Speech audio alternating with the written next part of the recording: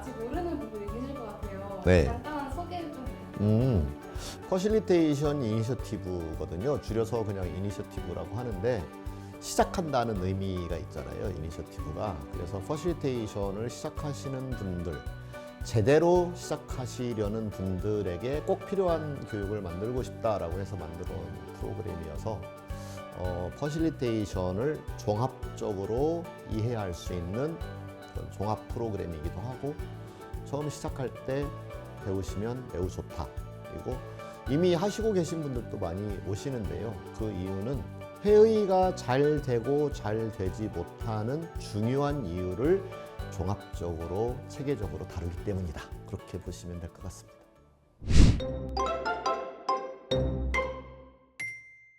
교육을 듣고 싶은데 타 기업과 쿠퍼의 각 차이가 너무 많이 난다. 네. 뭐가 다른지 오.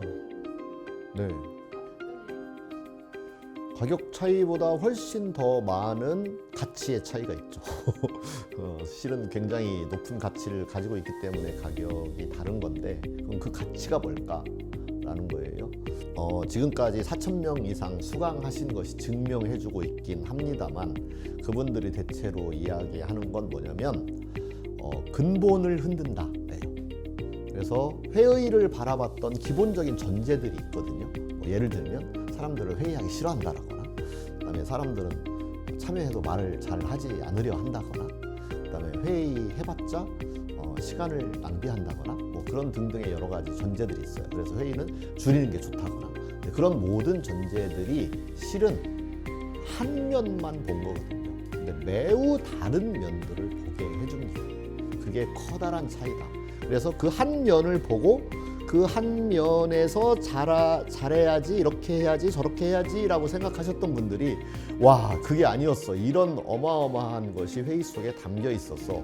그걸 잘하는 것이야말로 내가 인생을 잘 사는 것이기도 하고 조직을 잘 꾸려나가는 것이기도 하구나 라는 커다란 깨달음을 얻게 되고, 그리고 나서 그거에 각각 필요한 스킬, 도구, 이론 이런 것들을 종합적으로 다루어주기 때문에 사람들은 가치롭다 이렇게 느끼는 것 같습니다. 제가 느끼기에는 지평을 넓히는 인생 같은 느낌. 맞아요. 지평을 넓히는 인생 교육이라는 말이 정말 좋은 표현이고요. 그리고 저는 이게 회의 또는 워크숍을 잘하는 퍼실리테이터를 양성하는 교육인데 실은 많은 분들이 인생이 달라졌다라는 말까지 합니다. 그때부터 인생이 달라졌다 이렇게 보기도 하거든요.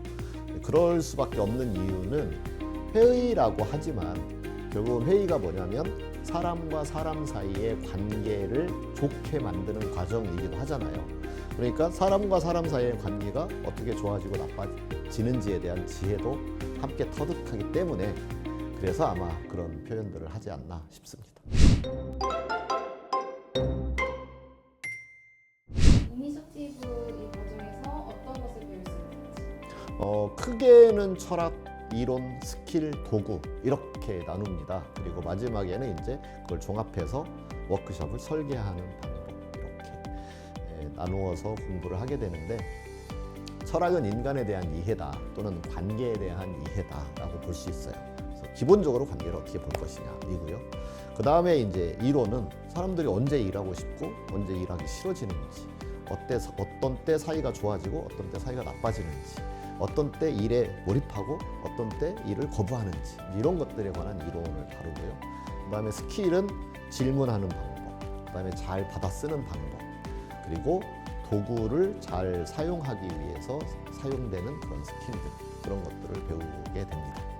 그리고 도구는 뭐 우리가 많이 알고 있는 뭐 브레인스토밍이라든지 무슨 스와트라든지 페어 매트릭스라든지 그다음에 정렬하는 여러 가지 도구라든지, 그래서 회의에 소요되는 여러 가지 한 20여 개의 도구를 3일 동안에 직접 다루고 연습하게 되어 있죠.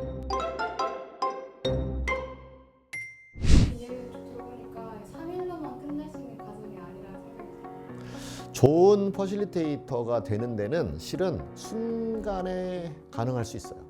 진짜 중립이 중요하구나를 진짜 깨달으면 그 순간 퍼실리테이터가 됩니다. 근데 그런 일이 잘 일어나지는 않아요.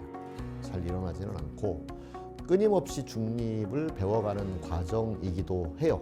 그러니까 그게 누군가는 10년이 걸려도 잘 안 되고 누군가는 5년 만에 이제 알겠어요 이렇게 되는 사람이 있고 또는 한 서너 차례 워크숍을 하고 나서 아 이게 진짜 중립을 지키니까 되더라고요 이렇게 말하는 분도 있거든요. 그래서 중립이라고 하는 게 처음에 말로 이해하는 거 그렇지 누군가 중립을 지켜줘야 회의가 잘 되겠지 요 정도까지. 근데 그렇게 이해를 하면서도 본인이 막상 이제 회의를 진행할 때 보면 자기가 중립을 잃고 있다는 걸 알게 돼요. 그때 이제 제가 가서 지금 그런 발언은 중립에 어긋날 수 있다라고 얘기를 해주면 아차 그렇게 이제 깨닫게 되는 거죠. 아, 내 평소의 행동 속에 중립을 지키지 않는 게 배어 있었구나. 이제 이런 것들을 마주하게 돼요. 그러면 아, 내가 이걸 고쳐야 되겠다. 이런 마음을 먹을 수 있게 되는 거죠. 그 다음에는 이제 그것이 진짜로 실천을 해내는 과정이 있는 거예요. 그래서 거기까지가 3일 만에 짠 끝날 수도 있겠죠. 근데 대부분은 그렇지 못하고 뒤에 이제 알았으니 훈련하고 실제 경험하고 하면서 퍼실리테이터로 성장해 간다 이렇게 말씀드릴 수 있어요. 퍼실리테이터가 되기 위해서 나아가는 우선은 중립의 의미를 정말 명확히 깨닫고 그 다음에 내가 사람에 대하여 부정적이고 긍정적인 생각을 무엇을 갖고 있는지에 대한 인간에 대한 이해가 굉장히 중요하고요. 그 부분을 혼자 하려면 잘 안 돼요. 혼자 하려면 마치 그 달이 그 월식을 할 때 저건 신이 조화를 부리는 거야 라는 식으로 오해하게 되는 경우가 되게 많아요. 근데 그걸 미리 공부한 사람들이 써낸 책이나 논문이나 글을 읽어보면 그러면 좀 더 잘 이해할 수 있게 되는 거죠. 그래서 우선은 퍼실리테이션이 무엇인지 여러 개의 책과 논문을 읽으면서 이해하는 게 필요합니다. 그 다음에는 다른 사람들이 하는 거, 정말 잘하는 사람이 하는 걸 구경하는 게 필요합니다. 아, 또 그리고 이제 잘못된 구경은 많이 했잖아요. 평소에 회의가 잘못된 경우가 많으니까 그때 아, 저렇게 하는 것은 잘못된 방향으로 이끌어 가는구나. 그다음에 아, 저렇게 하니까 좋은 방향으로 이끌어지는구나를 계속 관찰하고 보는 거죠. 그 다음에 이제 내가 경험을 해봐야 되잖아요. 그래서 내가 직접 시도해보고 책과 이론에서 배운 것들 그리고 내가 평소에 관찰해서 터득한 것들을 내가 실제로 해내는 노력을 해나가는 그런 단계를 거쳐서 훌륭한 퍼실리테이터가 되어간다. 이렇게 말씀드릴 수 있습니다.